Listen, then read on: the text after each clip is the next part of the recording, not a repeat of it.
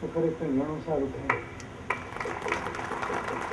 એ સિવાય આપણા દેશના સૌથી વડીલ અને ખૂબ જેણે દેશ માટે કાર્ય કર્યું એવા સદગત ગાંધી મહાત્માની મૂર્તિ તો છે જ નહીં, એ પણ એક મારો વિચાર છે.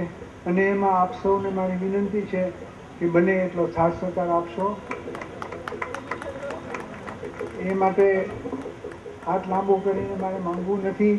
મારે તો આ માત્ર આ કહેવું જ છે. અને જેને ઈચ્છા થાય કે કંઈક આપણે અહીંયા કંઈક સ્વામીજી તરફ મૂકે અને આપણે આગળ વધીએ.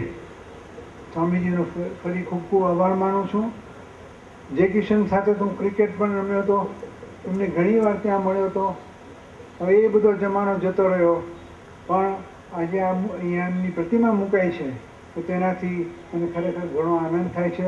અને એ જૂના સંસ્મરણો મને યાદ આવે છે. સ્વામીજીનો હું ખૂબ ખૂબ આભાર માનું છું અને મને એ બોલાવ્યો તે માટે પણ હું આભારી છું. આભાર મહારાજા સાહેબ.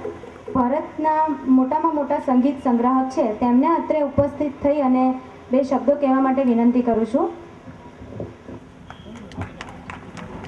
આભાર સાહેબ.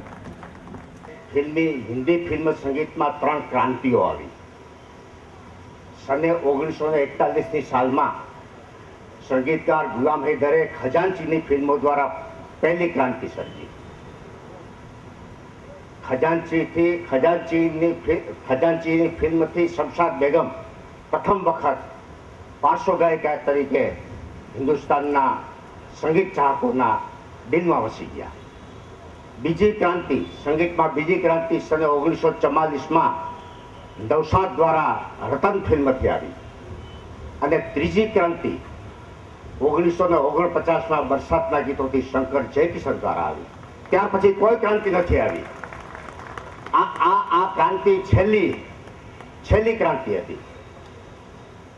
એ ક્રાંતિ દ્વારા જે અછડતો ઉલ્લેખ રજની કુમારે થોડો કર્યો, પણ હું ડિટેલમાં કહું કે શબાના આઝમી એન્કર તરીકે એક ખૂબ જ મોટો સંગીતના કાર્યક્રમમાં એક વિડીયો છે 3 કલાકની, એમાં શંકર જયકિશન અંગે એમણે એમ કહ્યું 1949 में फिल्म बरसात के गीतों से संगीत में एक लहर उठी और वो लहर इतनी ऊंची गई कि सारा हिंदुस्तान संगीत में डूब गया. शंकर जयकिशन અને જયકિશન માટે આથી વિશેષ શ્રદ્ધાંજલિ કોઈ હોઈ શકે નહીં. જય હિન્દ, જય ભારત. ખૂબ ખૂબ આભાર.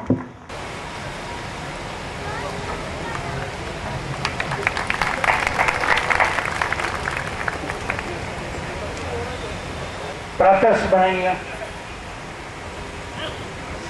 સચ્ચિદાનંદજી સ્વામીજી, આનંદભાઈ, જયકિશન સ્મારક સમિતિના બધા આયોજકો, શ્રી રજનીભાઈ અને અહીંયા આવેલા બીજા બધા મહેમાનો. હવે આપને એમ થશે કે મેં આપને કેમ સંબોધ્યા નહીં. આપને એટલા માટે સંબોધ્યા નથી કારણ કે હું આપ લોકોને માનવ નથી માનતો. હું આપ લોકોને 33 કરોડ દેવી દેવતાઓમાંના એક દેવીને દેવતા માનું છું. જે લોકો જૂના સંગીત અને જે લોકો જયકિશન સંગીતને એ કરે છે એ મારા માટે દેવીને દેવતાઓ છે, માનસ નથી. દોસ્તો, જયકિશન માટે ઘણું કહેવાઈ ગયું છે.